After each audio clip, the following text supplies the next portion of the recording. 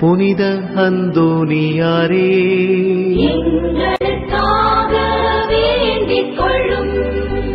பக்தி ஸ்மாலக சபையின் நவரத்தினமான புனித அந்தோனியாரே, எங்களுக்காக வேண்டிக் கொள்ளும்.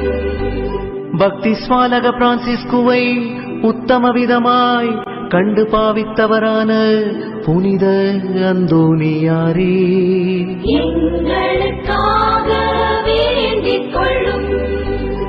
ஆத்துமாக்களை ரட்சிக்க வேண்டுமென்னும் ஆவலினால் அப்போஸ்தலரான புனித அந்தோனியாரே, எங்களுக்காக வேண்டிக் கொள்ளும். தேவஸ்நேக பெருக்கத்தினால் வேத சாட்சியான புனித அந்தோனியாரே, எங்களுக்காக